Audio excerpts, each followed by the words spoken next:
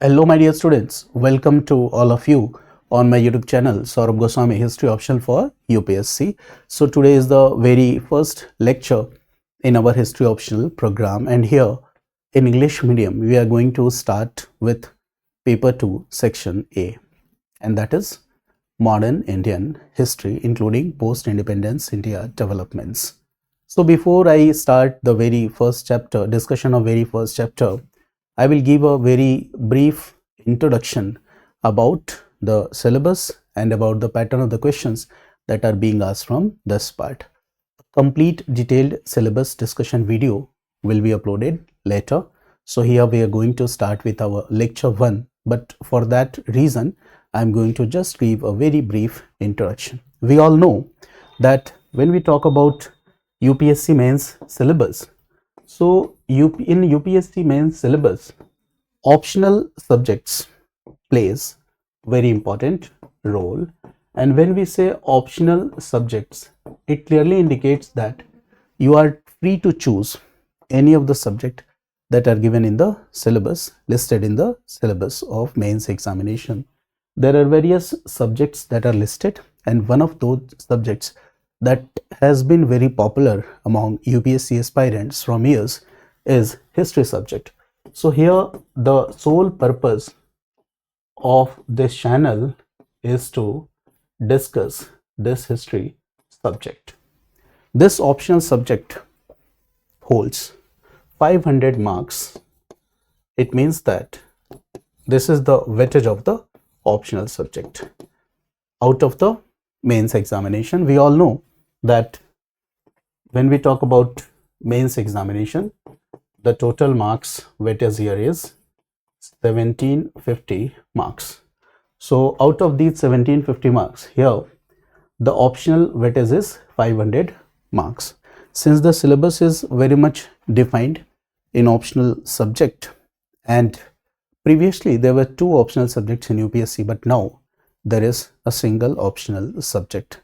But still, this optional subject decides a very important role in your selection. So this optional subject is of very much importance. So a student must be very cautious while opting optional subjects. There are various parameters through which we can just analyze that which optional subject is best suited for us.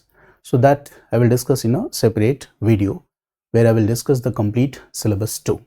So here out of these 500 marks, you will see that history optional subject has two papers, okay, that is paper 1 and paper 2. So there are two papers here. Each paper is of 250 marks, and it means paper 1 weightage is 250 marks and paper 2 weightage is 250 marks. And here in paper 1 there are two sections, section A and section B. In section A you read about ancient Indian history, and in section B you read about medieval Indian history. So for Hindi medium students on my YouTube channel, I have started uploading videos from paper 1 section A, and for English medium students now the videos will be uploaded from section A, paper B. So here part 2 again have two sections, section 1 and section 2. Section 1 is modern Indian history. It includes the developments in India post independence phase. So that is section 1, paper 2, and in section 2 we read about the modern world history. So here in the series of lectures we are going to start with section A, and in section A, modern Indian history and post independence. So this is the part that we are going to cover in the lecture series. So here on my YouTube channel I will provide you the history optional foundation lectures. And when I say foundation lectures, it means that in my lecture I will include almost all important areas that is covered by NCERT books. I will also include all important stuff, all important content, all important material that is needed from the standard books of UPSC preparation. So after watching lectures, you don't need to read any standard book. I will cover all the debates in my lectures. And the third important thing is that this PYQ discussion will also be a part of this foundation lecture program. It means after the conclusion of one chapter, it means when one chapter finishes, I will discuss all PYQs that has been asked from that particular chapter, like I have done for the Hindi medium students. For Hindi medium students, there is a separate playlist where I have discussed about the Sindhu Ghati Sabhyata and Indus Valley Civilization, all foundation lectures, thematic foundation lectures, and then I have done what? I have discussed all the PYQs in different videos. So the same format will be applied here for English medium students. So this will include these three things: NCERTs plus all important stuff from the standard books along with the PYQs. So that is modern Indian history that we are going to cover. Now, when we talk about modern Indian history here and modern Indian history and world history all together, so this is of 250 marks. So weightage we can simply calculate here, 125 marks each. It is a 125 marks each. We can make our mind, and what we will do, we will give equal emphasis on both these two segments, modern Indian history as well as modern world history. Now when you look at the paper that has been given by UPSC, it has been asked here. So this is a paper, okay, that has been asked by UPSC, and when you read the instructions, this part is from paper 2. Here it has been written that it is paper 2. So here what you see, that there are total 8 questions total in paper 2, okay.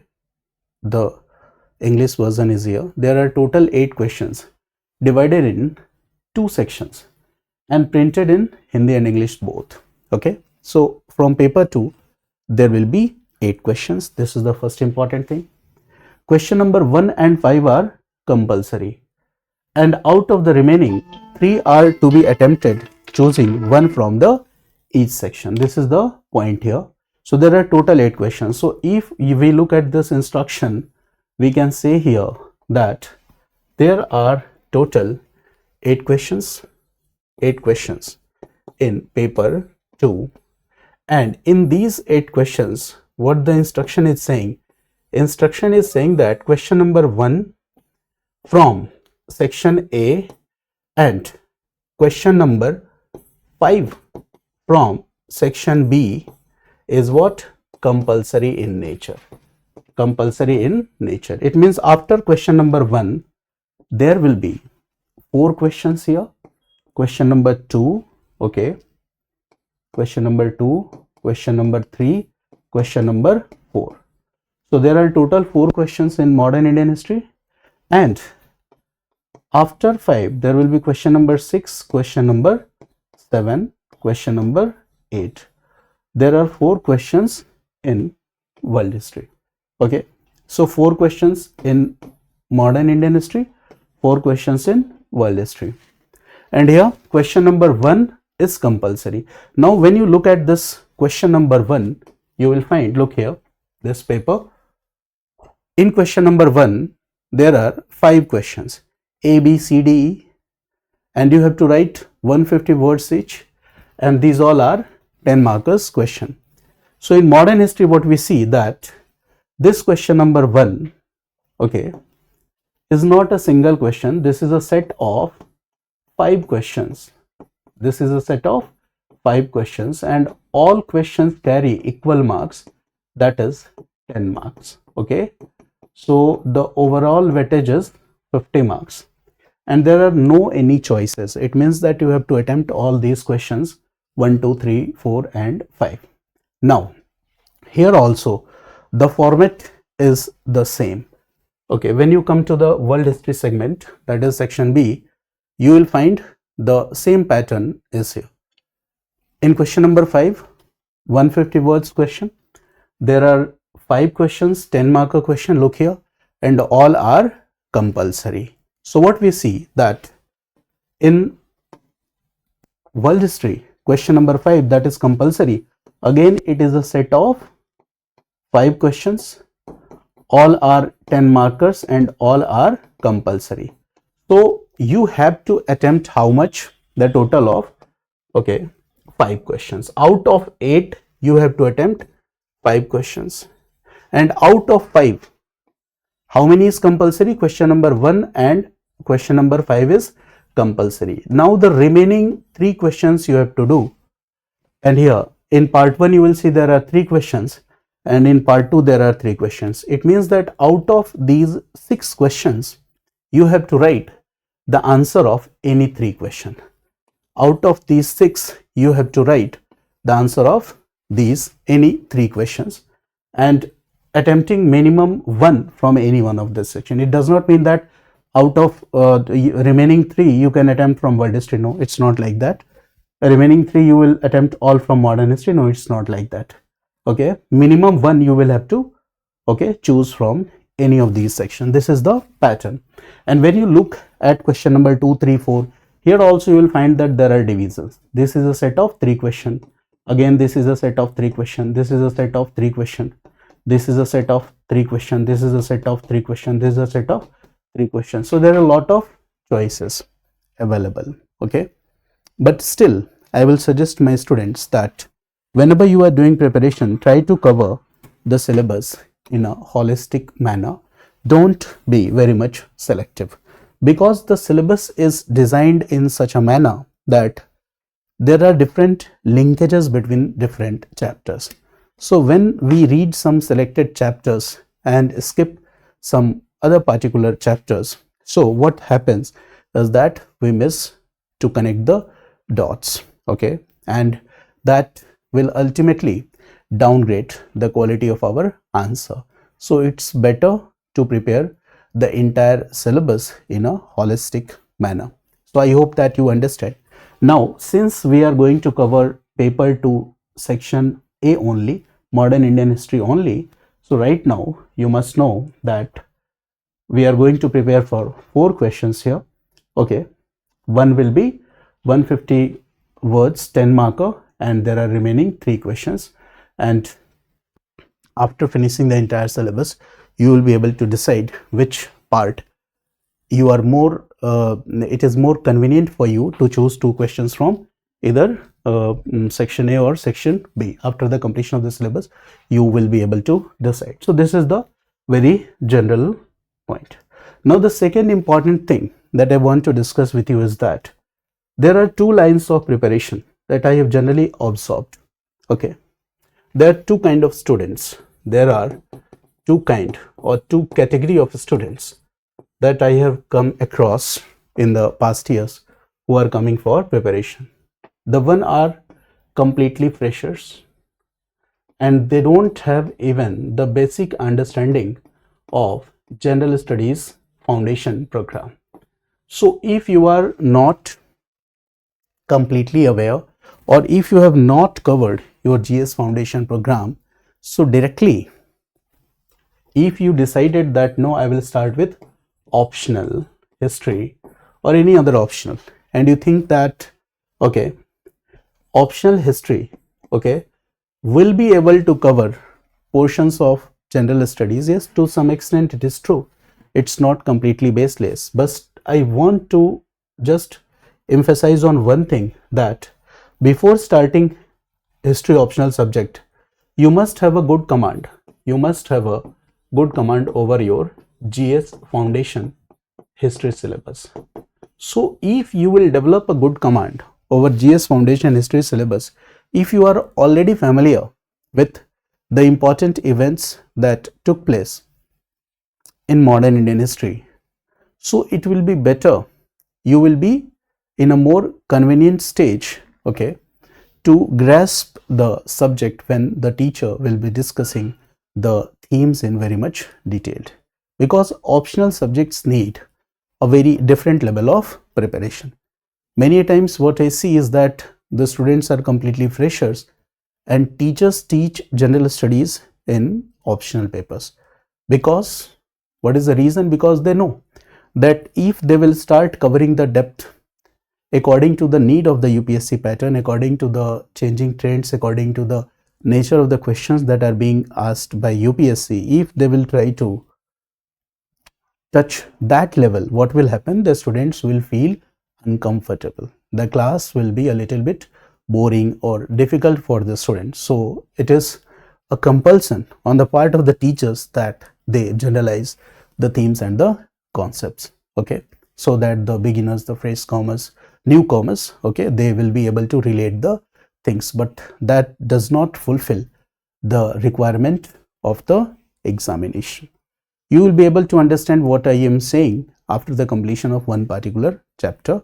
One chapter I will finish, and if you have already completed your optional program, so just compare what you have studied previously and what I have taught, okay, so there will be a great difference. If you are a beginner, just complete one chapter and take classes wherever you are taking, and then you will realize that many a times we are compromising with the quality of our lectures. So just do it, because you are a consumer and you must be a aware consumer. So that always I ask my students that whenever you are investing 2 hours, 4 hours, or 1 month or 2 months of your precious time preparing for any subject, any particular module, okay, so what is the ultimate benefits that you have just got from that particular discussion? From time to time you must evaluate these things. Now we are going to start with the very first chapter. But again, before starting the very first chapter, I will give a very short glimpse of the chapters that are part of section A, Modern Indian History. For example, according to the syllabus, what are the chapters that are the part of your Modern Indian History? It's very simple division. The very first chapter that has been given in your syllabus is European penetration in India. Okay, European penetration in India, yeah, advent of Europeans in India. You can also say this, European penetration in India, European penetration in India, or advent of Europeans in India. The second chapter that is being covered here is British expansion and consolidation. Here Europeans has been written. It simply means that Portuguese also came, Dutch also came, Danes came, English came, French came, different group of Europeans came to India. But finally what happened? British, okay, well, British were able to eliminate the competition and they controlled the Indian market. They established here, gradually they expanded, consolidated their empire. So the very second chapter is British expansion and consolidation. British expansion and consolidation. Our lectures will be designed, okay, in these divisions or formats. The third point is that consolidation simply means that they started developing some administrative system. They started extracting land revenues from Indian people, and for that administration was one of the most needed thing at that time. So what British did, okay, they made an empire. They started developing system of administration. They introduced economic policies. They also tried to introduce some social changes. There are economic impact, social impact. So all this we will put in a single chapter, and that is administration. Administration. Okay, British Indian administration. This is British Indian administration. Economic policies, social impact. This all we will keep in a single chapter. The fourth chapter is revolt. Revolt and rebellions. Revolt and rebellions we'll discuss in detail, and one of the most important revolt out of all these revolt and rebellions is revolt of 1857. So there will be special focus or emphasis on this revolt. Socio-religious movements, that is also a very important chapter. 19th century, 20th century socio-religious reform movements in India. So that is an important part. The first set of socio-religious reforms we see during 600-300 BC in the form of rise of new religions, Buddhism and Jainism. The second set of social religious reforms in India was seen in the form of Bhakti and Sufi movements, and the third set of social religious reforms in India was seen here during the British period. So we will discuss, analyze, try to explore the nature of these reform movements and everything. Okay, and finally what we see, the third and the most important part is Indian national movement, and we will discuss it from 1885 to 1947. Okay, there are some other important areas, pre-1885 developments of political organizations, associations, that is also an important part. So we'll discuss this entire development here. Okay, I am not giving a breakup of the syllabus here. For that there will be a separate video. And then after that, what we see, that here also during Indian national movement, what we see, that there are various, okay, voices during this Indian national movement. So we'll discuss different voices during Indian national movement. Okay, so in a single chapter, in a separate chapter, we will be able to cover extract almost all important and core areas from modern Indian history. So in this way, we will discuss the peasants and workers movement, we will discuss the socialist parties and their effort, communist parties, okay, revolutionary, and everything we'll discuss here. Okay, and then the one and the most important part here is that, okay, India got independence in 1947. So post independence developments are also a part of your syllabus. So this will also discuss. So there are total 8 major divisions, and in these major divisions there are various subdivisions here also, that when we will discuss the minute breakup of the syllabus, you will get a lot of topics. Okay, so discussing the topics only in my lecture will not be able to cover the entire syllabus. Okay, foundation courses means that the foundational lectures accompanied with the PYQ discussions will make your preparation better. Okay, you will be comfortable in that zone. Okay, so for that reason I have decided that I will choose one chapter, okay, discuss various subtopics in that particular chapter, and once finished I will discuss all the PYQs, and I will also discuss a set of probable questions, okay, that are designed from the historiographical perspective to further, okay, deepen your understanding, strengthen your understanding. So this we will do. So I hope that you have got an idea about the syllabus. So in today's class, the very first lecture, we are going to discuss the very first chapter, European penetration in India. It's not a small topic. We all know that whenever I teach any module, any option, I always say that the very first chapter of any particular GS module or any optional subject, for example, if we are talking about paper 2 section A, modern Indian history, so the very first chapter of modern Indian history will be able to, okay, prepare the foundations of the building. It means that this is the foundational chapter. So here you will have to invest a lot of time. Once you will do it, you will be comfortable in the other areas. For example, this is the foundational chapter. Before starting Indian national movement, okay, here the very first lecture where I will discuss formation of Indian National Congress, that will also be the foundational lecture. So here it will take time. So there are different areas that we will cover. So now we are going to start with chapter 1, and the chapter 1 is European penetration in India, or advent of Europeans in India. Europeans penetration in India, Europeans penetration in India, or advent of Europeans in India. There is a simple way of teaching this chapter, that I will start with a very brief idea about what were the developments in Europe, what were the developments in India, how Portuguese came, how Dutch came, how French came, how English came. There are different conflicts, okay, how English emerged as the most powerful among their rivals. There is 18th century Indian states, okay, how Indian states are functioning, there are conflicts going on in Indian states, all that.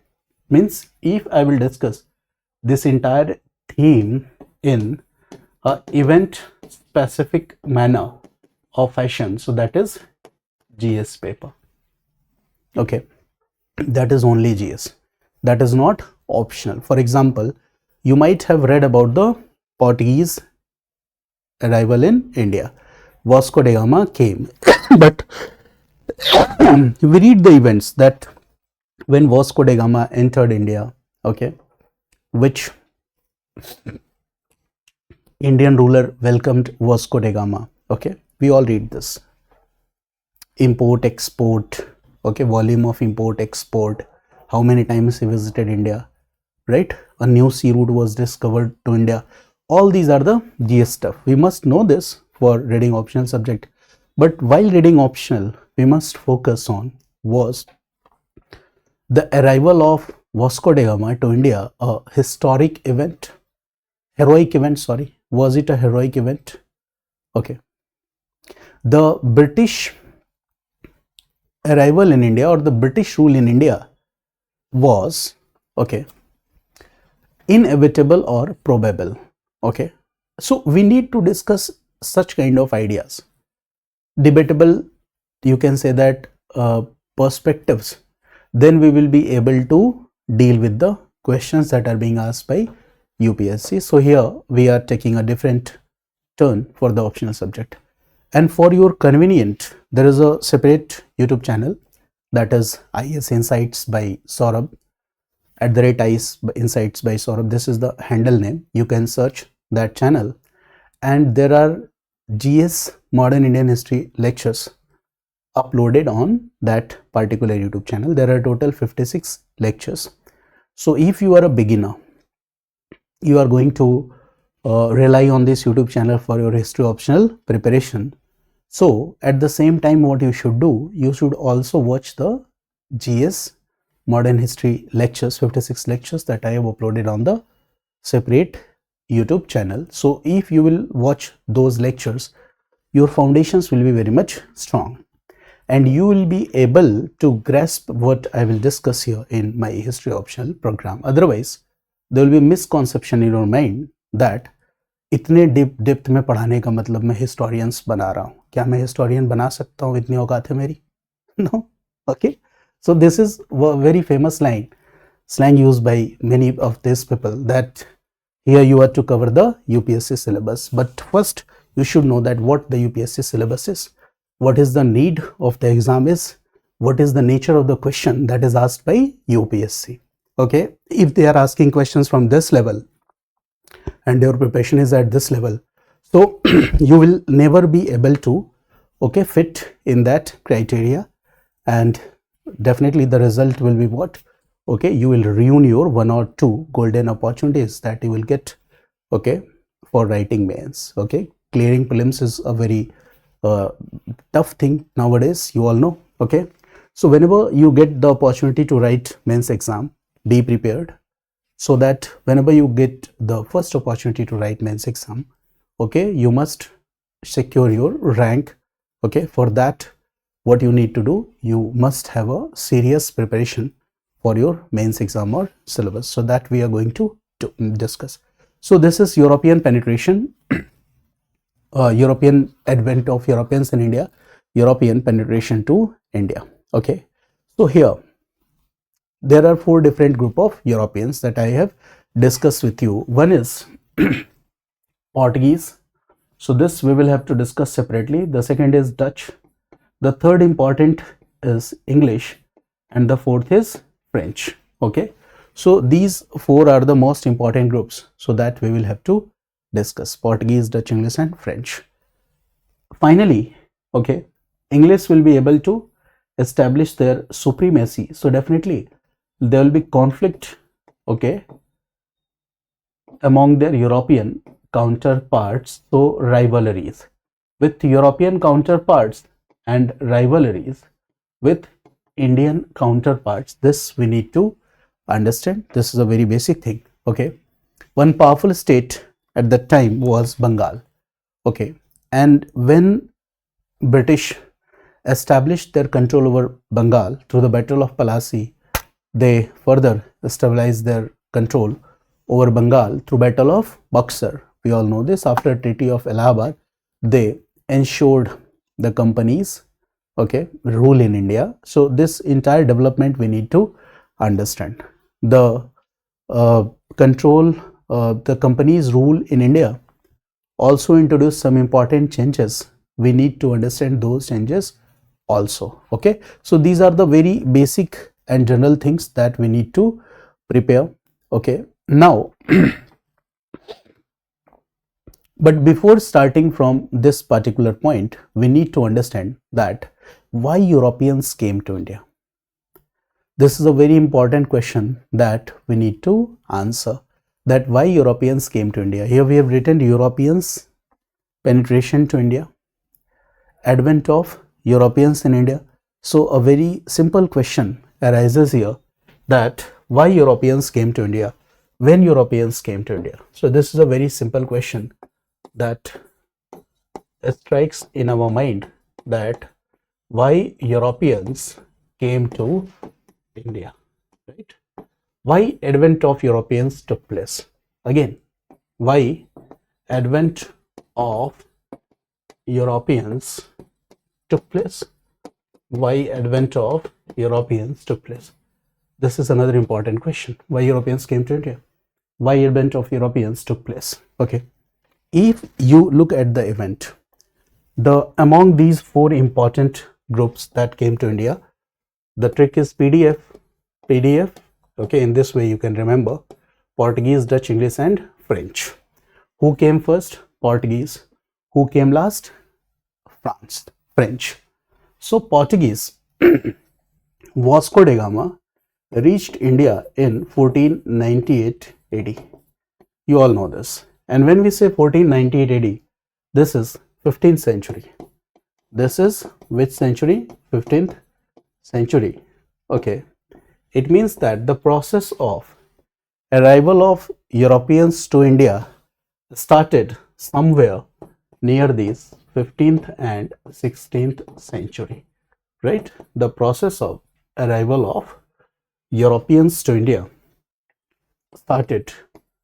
The process of arrival of Europeans to India started somewhere near to this 15th and 16th century. Now a question arises that why 15th, 16th century Europeans started coming to India. Now there is a very popular line that you might have read in GS books also and in your coaching stuff or material also, that it was the age of mercantilism. Okay. It was the phase of early capitalism. You might have read this in your books, that it was the age of mercantilism. It was the age of early capitalism. And you might have read that in late medieval period in Europe, some changes took place. There was a transitional phase. Okay, there was a crisis in Europe, and this transitional phase and crisis like situations, okay, also marks that there was a shift towards modernity, right? And this all happened that Europeans came to India. But we need to understand this debate in a more clearer manner, okay, in a more detailed way. Then the picture will become clear. It means that when we talk about 15th, 16th century, so many books write that during the late medieval period, in Europe, some changes were taking place. It was kind of age of transition. Some changes were taking place. It was a kind of age of transition. Okay. There were some crises. Okay. There were some trends which were indicating that there were some shifts to modernity. Okay. So there were various developments that were going on in Europe. And in this transitional phase, in this crisis-like situation, the response of Europeans was what? the response of Europeans was to explore outward possibilities. It was a response of the crisis that they had to explore the possibilities outward. What happens? We all know that when inward possibilities are completely exhausted as a human being, this is our nature that we look for outward possibilities. The same happened in Europe. The inward possibilities have already exhausted, and now the people were looking for outward possibilities. And in this situation, they responded, and this response was in the form of European transition to India. Okay, so in this late medieval European, there was a feudal society, and in this late medieval Europe, what happened that this feudal society was dismantling, and when the feudal society was dismantling, many of the foundations of the society, a stratification of the society was being challenged, and in this process it prepared the ground for the modern European world. This happened. So this we need to understand, that how a structural crisis of late medieval Europe gave birth, or the response of Europeans during this late medieval Europe phase, the response towards this crisis, the response towards this structural crisis ultimately resulted in the European penetration to India, ultimately resulted in the advent of Europeans in India. This is the point. So for that reason, we need to develop command over some basic concepts before directly coming to the chapter. So first we are going to do that. Like I have said that the initial lectures are the basic foundations that we need to know. So one word that I am using here frequently, and that is late medieval Europe. Okay, late medieval Europe. Now, when you see the periodic divisions of medieval Europe in India, okay, so periodic divisions of medieval Europe in India, this concept is very much important. Sorry, periodic division of medieval Europe, okay, periodic division of medieval Europe, periodic division of medieval Europe. We have to develop command over this concept. This is very important for our modern Indian history also and world history also. So this concept is very much needed. Okay, so when we talk about medieval Europe, so generally when we use this particular terminology, medieval Europe, it means we are talking to that developments from 5th century, okay, to 15th century AD, 5th century AD to 15th century AD. This development we are talking 5th century to 15th century AD. And what I said, the process of arrival of Europeans in India, PDEF, started in 1498 AD, and this is what, 15th century. So look here, 15th century AD, medieval Europe, okay, started from 5th century AD. This is the time, this is the duration. Now this, from 5th to 15th century, there are 10th century, 1000 years. This again has been subdivided into 3 parts. So there is another subdivision, and this subdivision is in 3 parts. Okay, so one is called early medieval Europe, the second is called high medieval, early medieval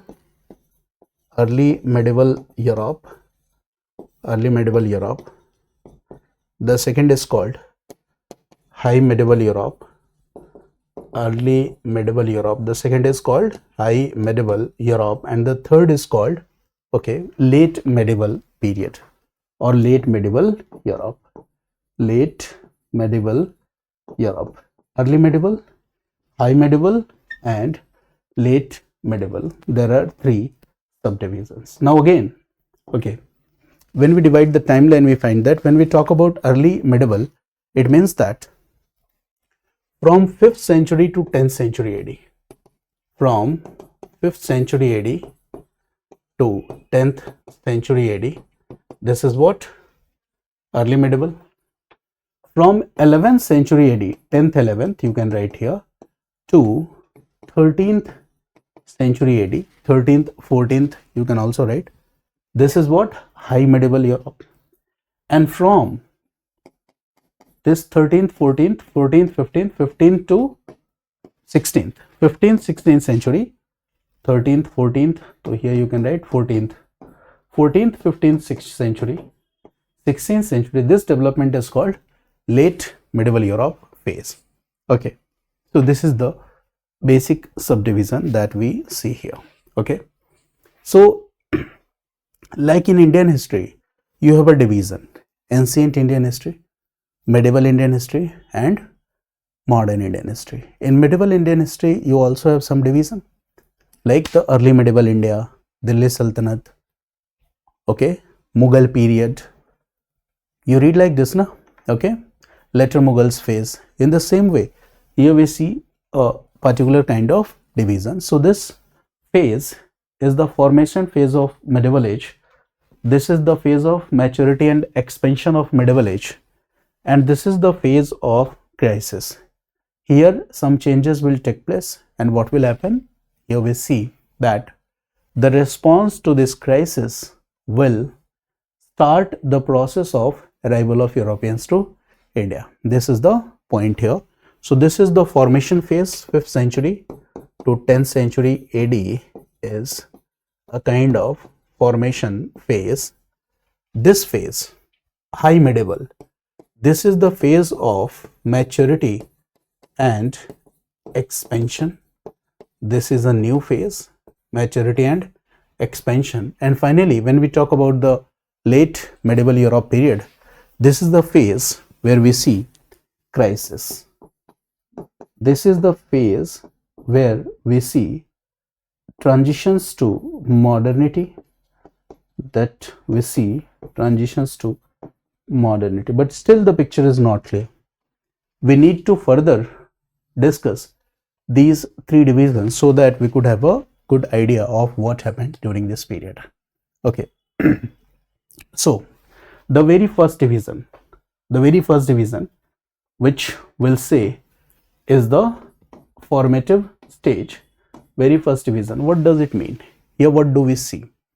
Here we see that, okay, when we talk about the ancient Europe, ancient developments in Europe, like ancient Indian history, when we talk about ancient Europe, we talk about, okay, Roman world, okay, Roman Empire, Roman world, okay. So this early medieval phase in Europe means what? A transitional phase, okay, where the European countries were shifting from a classical Roman model to medieval order. It means that this early phase again is a transitional phase, and this is post Roman Empire. This is the very first important point, that this is a transitional phase, transition from ancient to medieval. This is post Roman Empire, and this is age of transformation. And when we say age of transformation, it means that there will be changes in society, economy, religion, everything.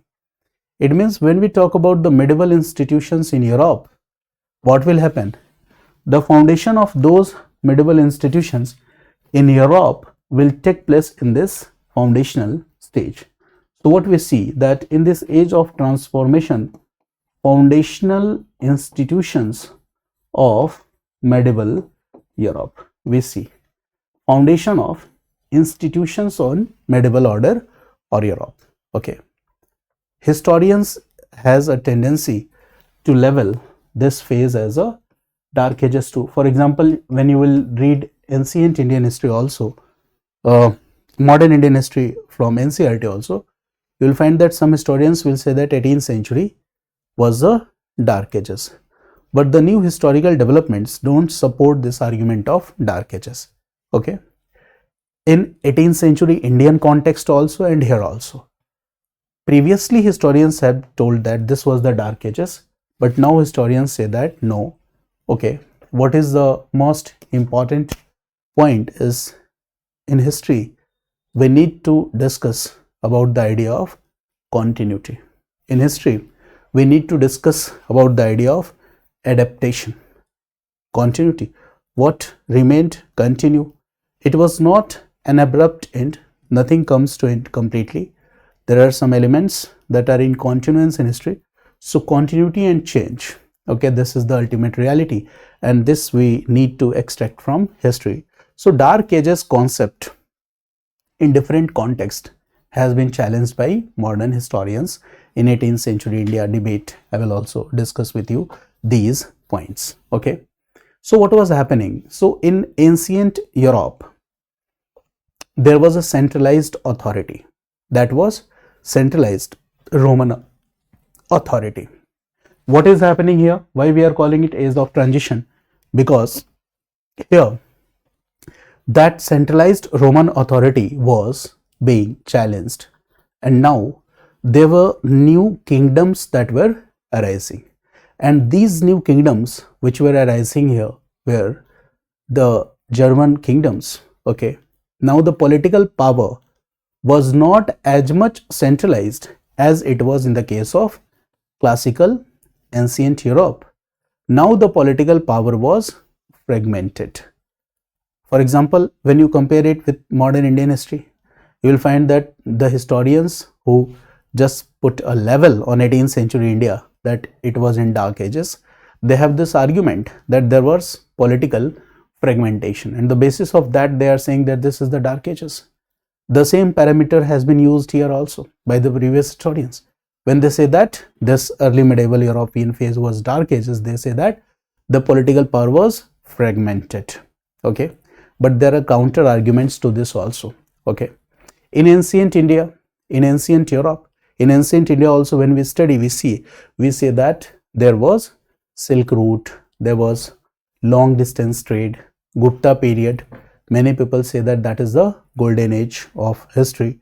Okay, Mauryan Empire, Mauryan administration. There are so many things that we used to glamorize. Okay, for our ancient Indian history, and we see ancient Indian history as our glorious past. The same was with Europe also.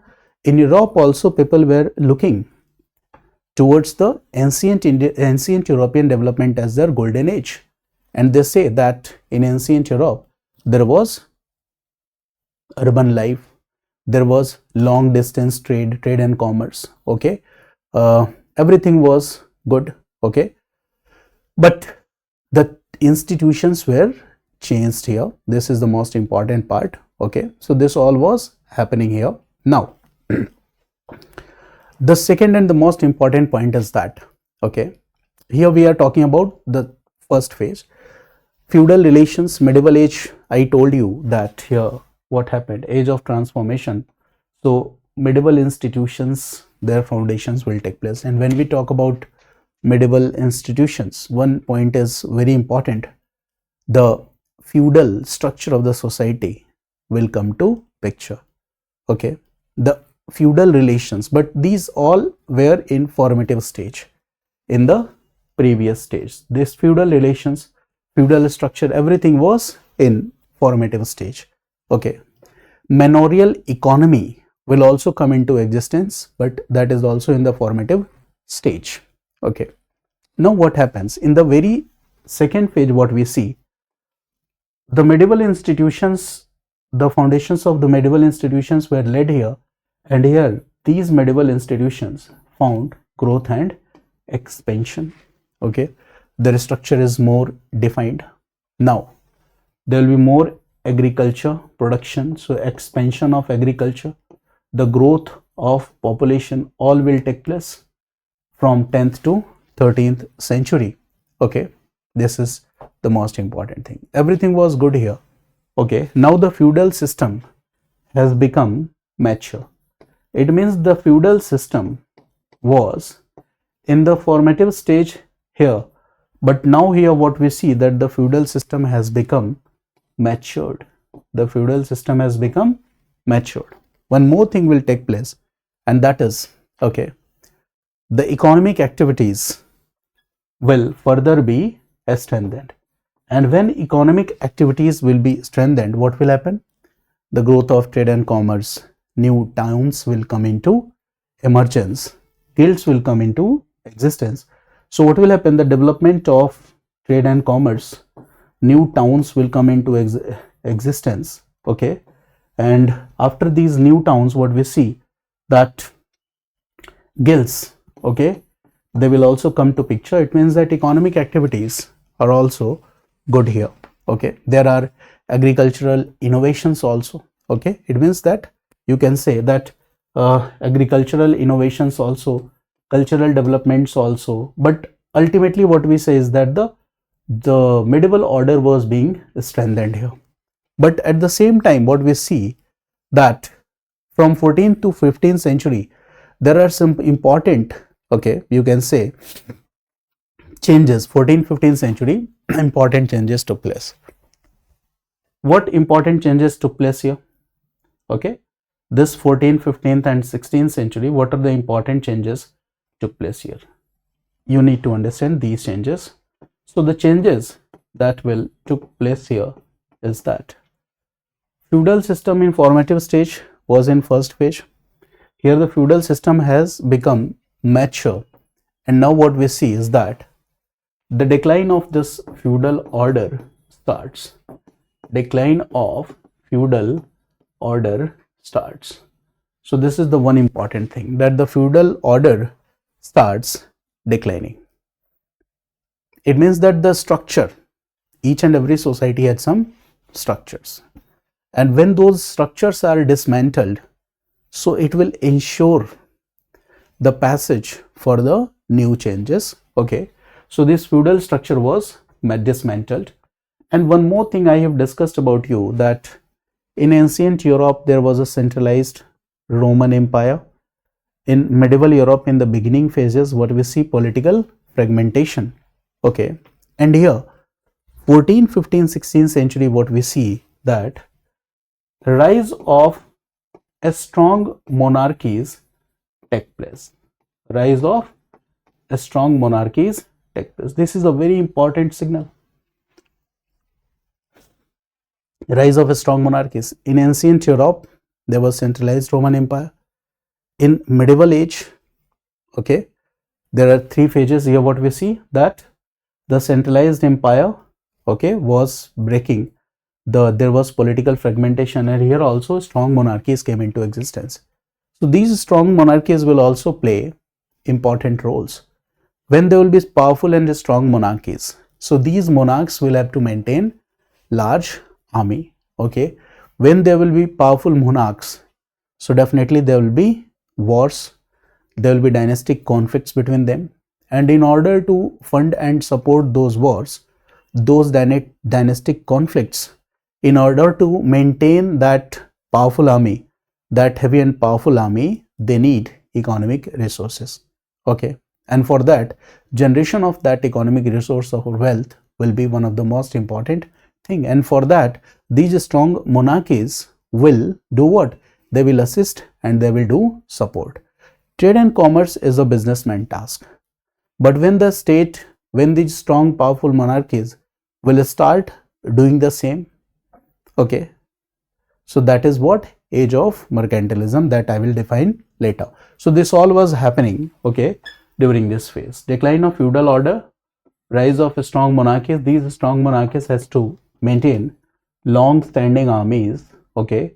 There are strong monarchies, so there will be dynastic conflicts, so they will have to fund and support wars, and for that they need wealth. This all was happening.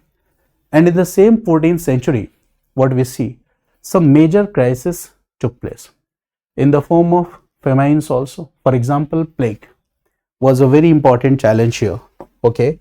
There were famines in the form of crisis. We see there were famines.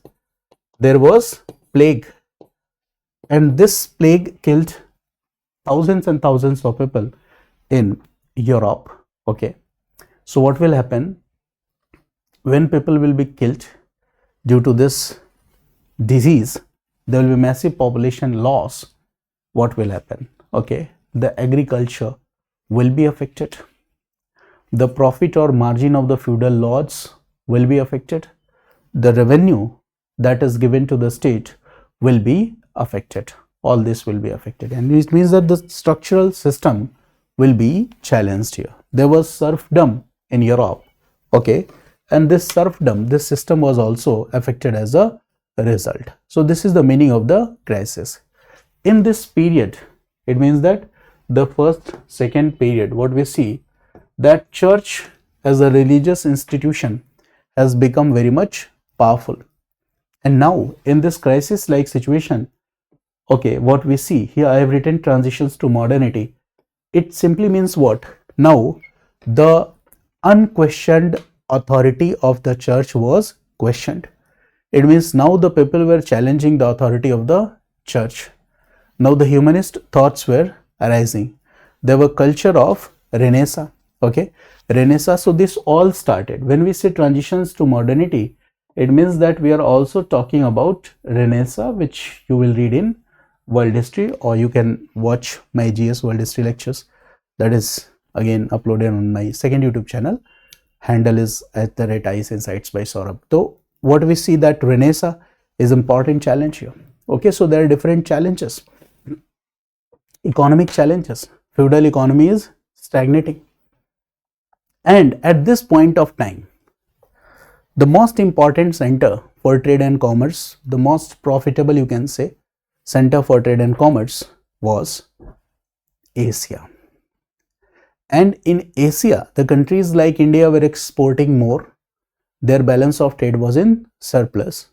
It means that when we will export more, when we are self-dependent, okay, we are exporting to the European countries.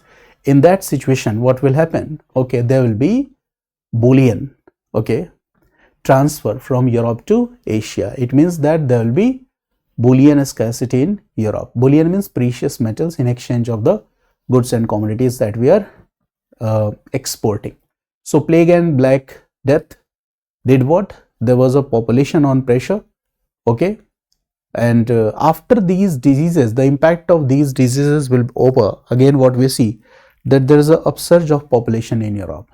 And when there is an upsurge of population in Europe, what will happen? When the population will increase, it simply means what? When the population will increase, it simply means that demand side, demand pressure is increasing. And the economy in Europe was not sufficient enough to fulfill all those demands. So if you are not in a situation to fulfill the demands of your population, so what will happen? It simply means that you have exhausted your inward possibilities. You are not in a situation to fulfill the demand of your population. So in that situation, the expansion, or you can say that penetration to Asian countries was an economic compulsion. It means that Europeans came to India, Europeans penetrated in India. Advent of Europeans to India was not an expansion by their own choice, but it was a kind of economic compulsion that compelled Europeans to come to India. This is one important point, that it was a kind of compulsion. So you can write this point, that Europe, the penetration of Europeans in India was not an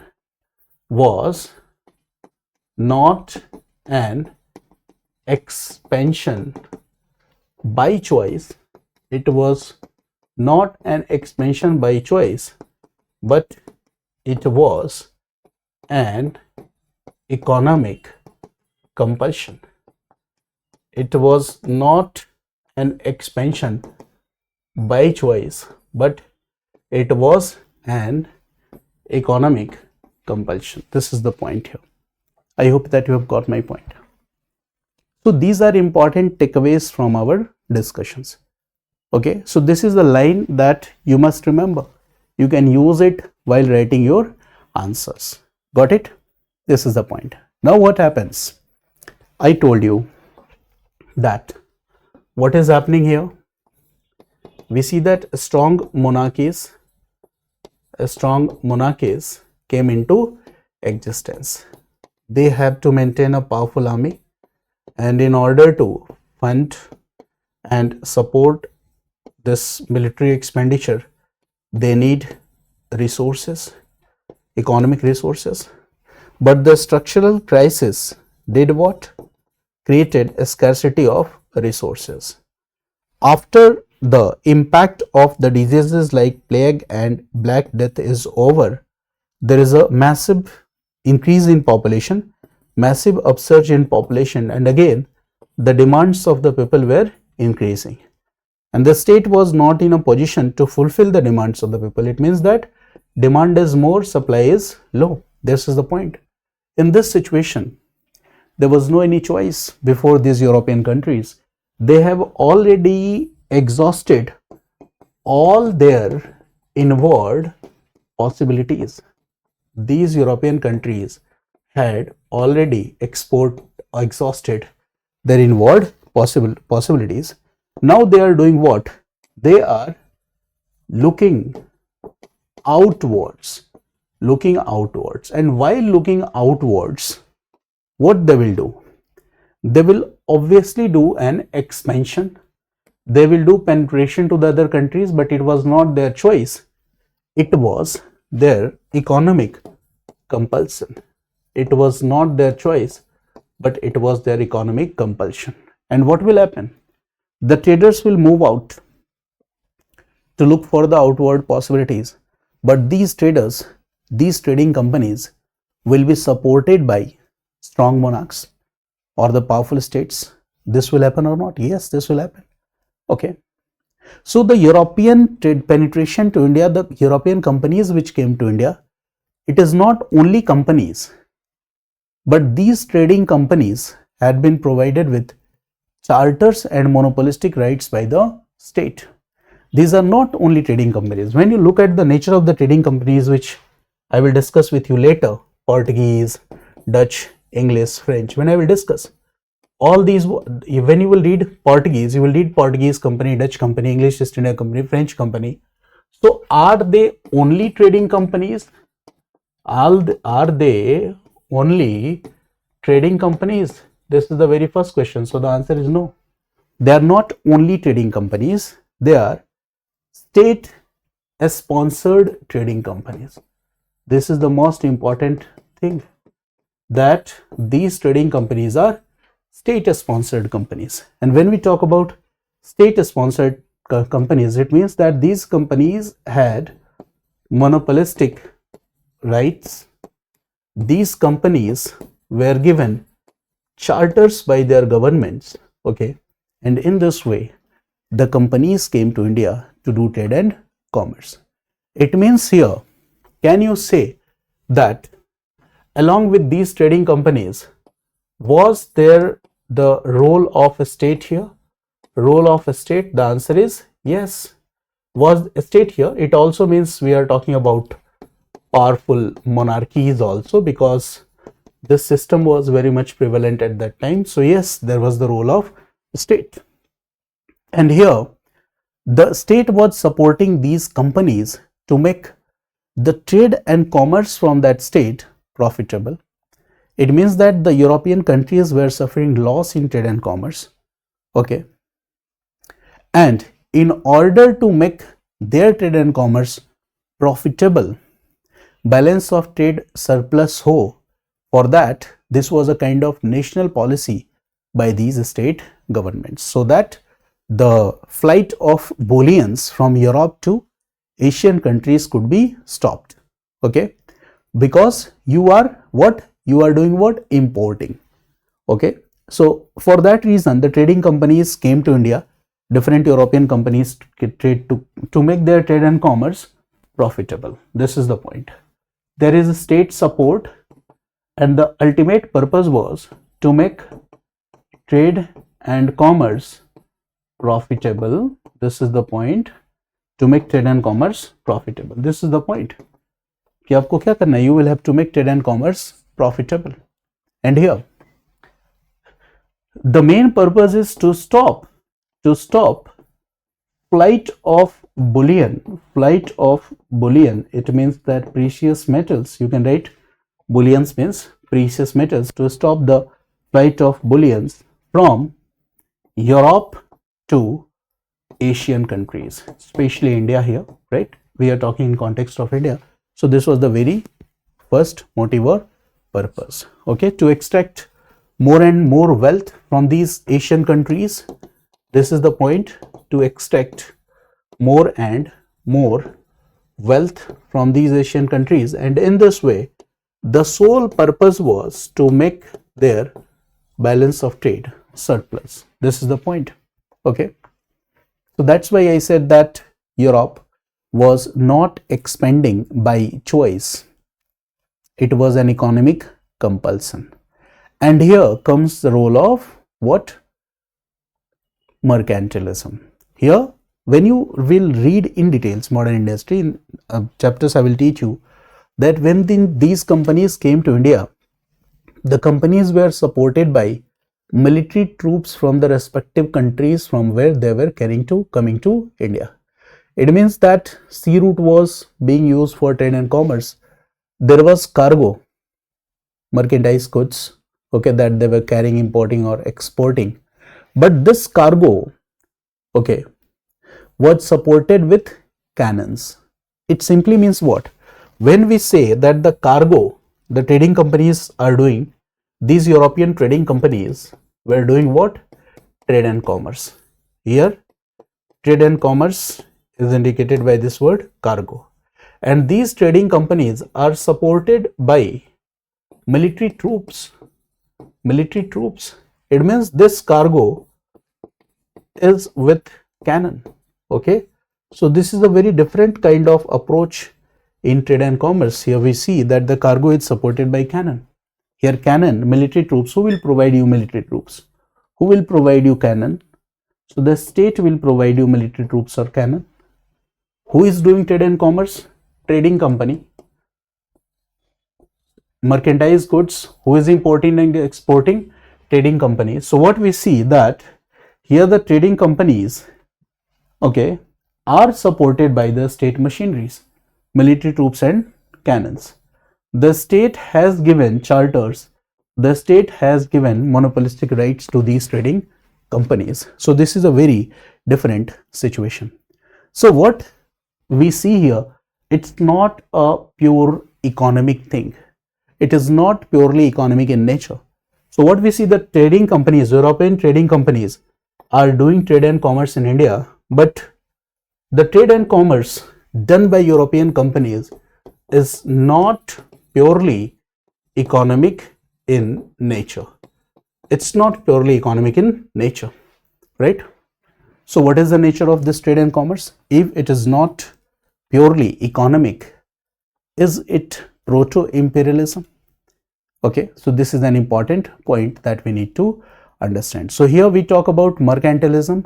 So when we talk about this debate, mercantilism, it simply means what? It simply means that when we say mercantilism, here trade and commerce, okay, look here, when we are saying mercantilism, in the very first slide, I have written here that late medieval period, okay, 15th, 16th century phase of mercantilism. This also लिखा था कहीं नहीं, चलिए कोई बात नहीं. 15th, 16th century, this is the phase of mercantilism. So mercantilism simply means what? Mercantilism simply means what? That there is state, okay, trade and commerce. It means that trade and commerce is done by some business groups, companies, individuals. But here the state itself, okay, has done what? Has been a part of all these economic, okay, activities that are going on. And this is the national policy of the state. It means that the state is providing help and support in order to make balance of trade surplus. It means the ultimate objective of the state here is to get more and more bullions. It means that the state wants to increase its export, and when you will increase your export, you will get what? Precious metals in return. So the state is doing the same, okay, that we are exporting, we are getting precious metals in return, and in this way we are making our trade and commerce profitable without caring for the economies or the adverse impact of these coercive activities of the state on other companies. This is one important point, okay. And I have used this word, the coercive impact of this trade and commerce on other companies. So there are some contexts of this I am going to discuss with you. Now the second important thing is that I hope कि कुछ आपने समझा यहाँ पे what I mean to say. Okay, once I will complete the discussion of this entire chapter, you will be able to connect everything. Okay, so right now, a bit by bit, we are breaking the concepts and try to understand it. Okay, so that we could have some information, some ideas in our mind, and later we will do what? Restructure and align it, okay, in a proper format. Now the second point is that when we talk about companies in GS, you might have heard about Portuguese company. You might have heard about Vasco da Gama. You might have heard that Vasco da Gama reached India, Calicut, 1498 AD. Okay, Zamorins welcomed Vasco da Gama. You might have read all these informations. Now, in the very first impression, पहली नजर में, when we see this event, this appears to be a heroic event by Vasco da Gama. That Vasco da Gama discovered a new sea route to India. Vasco da Gama discovered a new sea route to India. It appears a very heroic event by Vasco da Gama. It is a new sea route. But was it really a heroic event? This we need to question. So the answer is no. It was not any heroic event. The arrival of Vasco da Gama to India, the discovery of new sea route, was not a heroic event. It was an economic compulsion. It was need of the time. It was indicating a system shift. This we need to understand. That why I am saying that it was not a heroic event. It was need of the time. It was need of the time. It was like an economic compulsion for the European companies. It was not an event, but it indicates a system shift in global trade and commerce. It was not only a heroic event. Yes, there was some heroism, but still what we see, it was not a heroic event. Okay. Portuguese came to India. Dutch came to India. Also, we are talking about the Russian countries. Finally, when British entered here, what we see? That when British came, Portuguese came. Okay. So there is a kind of, you can say that, maritime imperialism. Okay. This you can see. For example, when Portuguese came to India, Vasco da Gama came to India, Portuguese company came here, established some centers. And what we see a kind of maritime imperialism. Maritime imperialism. Have you heard about blue water policy? Blue water policy in GS you might have studied. Have you heard about Carthage system? Carthage system. This is what? A kind of maritime imperialism that was being promoted by these European countries. It means what? You generally understand that they discovered a new sea route. Okay. So, do you think that the discovery of this new sea route globalized trade and commerce? No. It also militarized trade and commerce. The discovery of this new sea route what? Did what? The discovery of this new sea route by Vasco da Gama, read this, this is a very important point, that the discovery of new sea route by Vasco da Gama did not globalize only did not globalize only, but it also militarized trade and commerce. Did not globalize also, it also militarized trade and commerce, right? Okay, it also militarized trade and commerce. It led to the beginning of a new phase of maritime imperialism. Maritime imperialism, this is the new thing that we see, that a kind of maritime imperialism was there. Okay, this is an important point. Now, Europeans entered Asian market, Europeans entered India. So, which kind of market India was? This also we need to understand. For example, here we are taking two contexts, that Portuguese came to India, Dutch came to India. Here we are reading Indian history.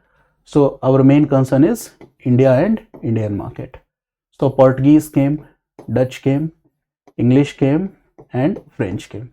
Now, you need to understand here that when Europeans 15th 16th century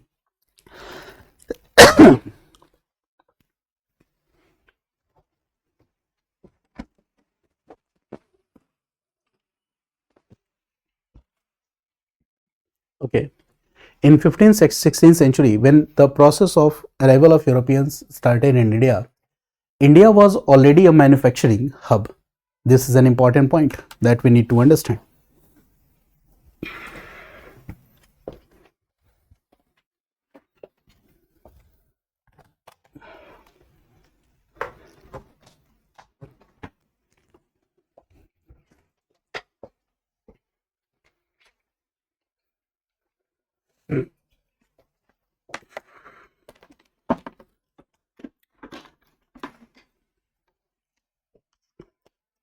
Sorry for the disturbance. So what I was saying, that India was already a manufacturing hub. Okay, India was exporting textiles, India was exporting indigo, India was exporting spices to the European countries, and the trade and commerce in India was in a flourishing stage. There were different business groups in India, business communities in India. For example, Baniyas, Chettis, Bohra traders, they were the important businessmen communities in India. And this Indian Ocean was the center of trade and commerce. Okay, Arabs, Chinese and Indians all were doing trade and commerce using this Indian Ocean. It is not like that ki when Europeans came to India first time we did some maritime trade. It's not like that. Portuguese discovered a new sea route to India. Before this, we used to do trade and commerce. In ancient India, there was a Silk route also. We were also using sea route. Okay, Indus Valley civilization, IVC people were also, they also had developed what? Port centers, and they were having maritime trade and commerce. So it's not like that Europeans came and then this maritime trade started. No, we were using from Indian ports, we used to reach Persian Gulf. From Persian Gulf, we used to reach where? To the Mediterranean Sea, and from there the goods were distributed across the Europe. Okay, Persian Gulf से क्या था? Basically वो जो Syria है ना? So there we Arab merchants will do what? Persian Gulf, Syria. From Persian Gulf, Syria, Italians, okay, they will take the goods, they will bring it to the Mediterranean, okay, Sea. From there it will reach Italy, and gradually it will be distributed across the other countries of Europe. So this was the pattern which we were following. Okay, so when Europeans entered Indian market, either they were Portuguese, Dutch, English or French, we must remember that Europeans entered in an already crowded, competitive and sophisticated trade world. Okay, so Europeans entered here.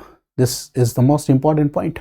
Okay, it means that when any group of historian will say that there was a complete vacuum in India, there was dark ages in India, Europeans came to India and they changed the fate of Indians. So this is a baseless argument.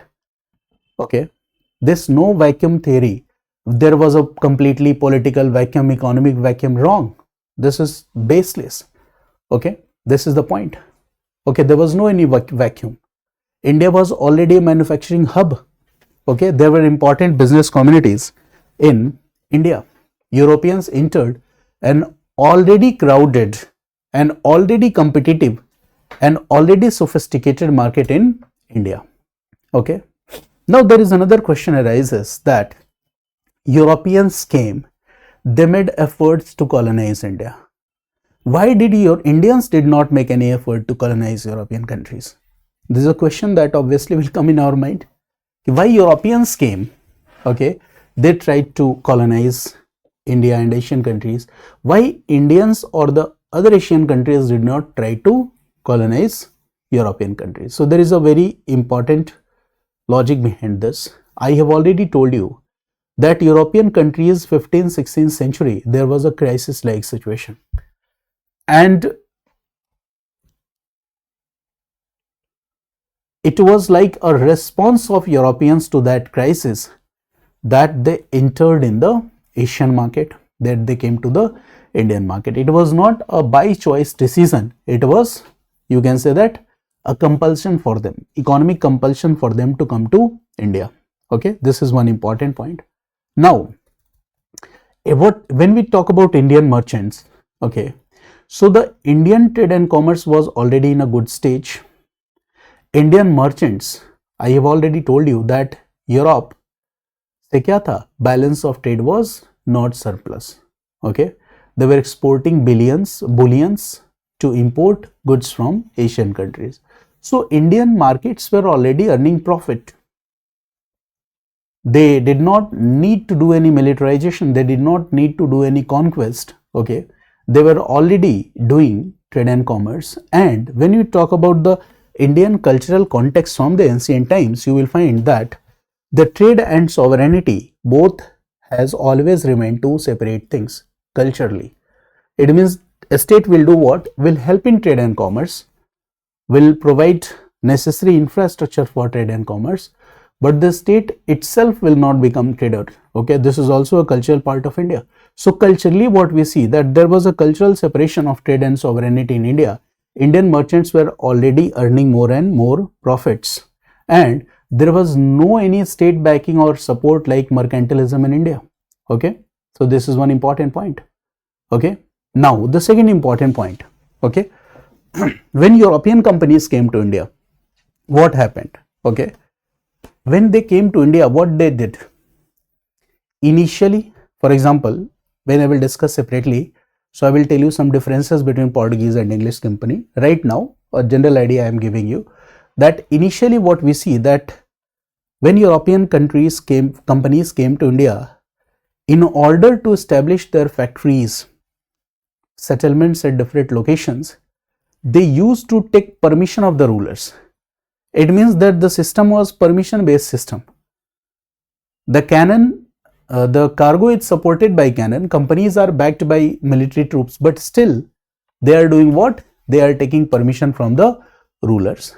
Their dependence is on Indian rulers. Okay, this is an important point. And in trade and commerce, these trading companies were behaving like they were like the junior partner for their local rulers. Okay, so this they were doing. This is an important point. Okay, now gradually what we see is that, okay, there are different group of historians. Some say that Indian rulers, they treated trading companies as their guest. They provided necessary help and support. Some historians also write that, okay, the trading companies came to India, and in order to establish their trade and commerce, they did what? They did a collaboration with the Indian elite class. In this elite class, there were the local rulers and the other important business groups. Okay, this is an important point. But gradually, a time will come when these European companies will start doing militarization of their trade and commerce. Gradually, a time will come when these European companies will start using naval power and the cartel system in order to promote their trade and commerce.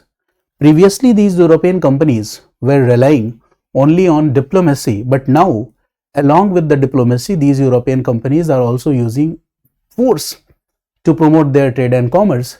So this, when you look at the sequence of events that were happening in India, that previously they are using their diplomatic means only, gradually they started using forces. Okay, so when you look at the sequence of events, you will find that, okay, the empire in India, the different European companies, they came to India. There were trade rivalries in India. So this is a debatable thing that I am going to discuss with you. Some will say that the European companies, okay, they did not make any pre-plan. It was not making of an empire. British Indian Empire in India was not pre-planned. Okay, they will say that it was an unintended consequence of rivalries that were going on. Either it is rivalries within the European companies or rivalries with their Indian counterparts. And British did what? Okay, they provided help and support, and gradually they did not had any intention to establish their control over India, but gradually they became the rulers, and they did not realize कि कैसे हुआ, कब हुआ. Okay, but can we completely rely on this argument that they did not realize? So this is again is a very debatable question, that was it pre-planned, okay, or was it an unintended consequence of the events that were going on, that the British became the rulers. So this is a debatable question. For that we need to have a holistic view. There are some historians, for example, when British came to India, British established their first victory, Bengal, 1757, that is 18th century. So in Indian context, when we talk about the 18th century, so we all know that 1707, that is the death of the last powerful Mughal ruler, Aurangzeb. And after 1707, the process of decline of Mughal Empire started, and that entire phase is called later Mughals phase. So there are some historians, okay, who will say that in later Mughal phase, what was happening? Central authority was getting weaker day by day. There was the rise of regional powers, okay. There was political fragmentation, and some will say that it is also a kind of dark ages, okay. And this is where the British interfered, okay. British established their control over Bengal and the modern ages started. This is one argument, okay. Colonial view, that India was at a stagnation point, okay. Europeans were superior, they intervened, okay, and ultimately with their intervention, what happens? Modern age in India started. So there is a, you can say that there is a method of interpretation. Basically this method of interpretation is used by colonial historians when they see the developments in India as the 18th century as the dark ages. So this is a colonial viewpoint. But there is a nationalist viewpoint, and the nationalist viewpoint says that India was still very strong and powerful, okay, and the European countries, the British countries, their nature was exploitative, okay. Their European penetration in India was, you can say, it was not inevitable, okay, it was probable, it was forced, this kind of view. Marxist interpretation will say that Europeans came to India and it was the beginning of a new stage of commercial capitalism, and it was driven by some economic changes which were taking place at international level, or you can say that it was like expansion of global capitalism to India. Cambridge School of Historians will say that, okay, Europeans came to India and they could not be successful without the support of Indian elitist class, Indian ruler class. The Europeans came to India, and what happened? They collaborated with the Indian ruling class, Indian elitist class, and in this way they became successful. So there are different, you can say that, historiographical lenses to view at this event, but ultimately whatever be the situation, we can just give this opinion that yes, 1707 onwards the central authority was getting weaker, but still there were some powerful states in India, okay, and their administrative excellence is seen in the policies which they introduced in their states. Okay, and when you will compare some of the British ruled states and the native rulers ruled state, you will find that the conditions of the life were far much better in the British Indian ruler state. This also indicates that what happened, our system was not completely flawless, but yes, our system, or you can say that this entire phase could not be called as a dark ages. Mughal system after 1707 was still resilient. Resilient simply means what? It was able to recover quickly from the difficulties or the damages that were being done in the post Aurangzeb phase. So it was still resilient. Okay, so we must know, we must understand that whatever happened in India, different European groups that came to India, okay, it was the outcome or result of two things. First, the European penetration to India, or arrival of different Europeans group in India was the outcome or result of two things. And what are those two things? So first thing is the Europe's commercial compulsion. This is the most important point, that Europe's commercial compulsion. This is point one. And the second point is, okay, India's strategic centrality. India's strategic centrality. So these two things combined together, and the result was different group of Europeans penetration to India, whether it is Portuguese, Dutch, English or French. Europe's commercial compulsion. Okay, if we are talking in context of Portuguese, Dutch, English, British, French, सब में यही लिखना है आपको, मेरी बात समझ गए ना? Europe's commercial compulsions. It means that the expansion was not by choice.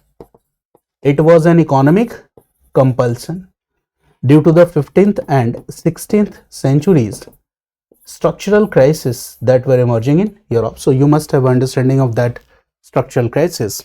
And at this point of time, when we talk about India, so the trade and commerce from India was already in a superior stage.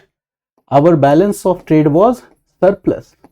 Okay, so this is the most important point. We were already exporters. There were important business groups. Okay, and India's strategic centrality. So these two things, it means that the Europeans knew that when they will arrive to Asian countries, India, they will be able to solve their economic challenges. Okay, and for that, the targeted Asian countries, the British were very smart. The British ruled almost 2/3 part of the world. It was their colonies. But in the eyes of Britishers, India was classic colony. Why India was classic colony, or the most important colony among all other colonies in the world? Due to its strategic centrality. So I hope you understand this point. Okay, so when we talk about the different group of Europeans which came to India, so we have to relate the concept with what happened at the international level, what was happening, what local politics, what was happening. So this all we need to understand. Then we will be able to understand that European penetration was inevitable or probable. This is one debate. Okay, European expansion was commercial before it became political. Is it true or not? So these kind of statements will be able to judge. So this is the very first class, very introductory class. What I mean to say here is that the kind of questions that UPSC is asking nowadays, and word limit is the second important challenge. So when there is a word limit while writing answer, we must write the most important arguments in our answer. Okay, so if we will write in general, okay, so what will happen? This will compromise the quality of our answer. Okay, so for that reason we need to have a very holistic understanding. So this is the very first lecture. I just wanted to give you an idea that on what model we are going to complete our classes. So in our classes, there will be discussions like this. There will be different, okay, subsets of the topics, and we will discuss each and everything. For example, in the very next class, okay, again, this is not what I have finished. This is the beginning. It means that from the very next class, I will explore each and every dimension that I have discussed today in detail. For example, I have used a word, a structural crisis that were taking place in late medieval Europe. So in next class, I will discuss what is that a structural crisis.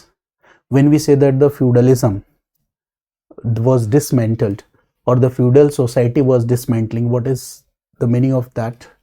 I have discussed with you that during the medieval times in Europe, there was a manor system, manorial economy, subsistence based economy. So how this economy works, okay, and what will happen when there will be structural changes in this manorial economy, subsistence oriented economy. Each and everything I will discuss with you. The diseases I will discuss with you. Some ideas about Renaissance I will discuss with you. How the authority of the church was challenged, I will be discussing with you. I will also discuss with you that what were the important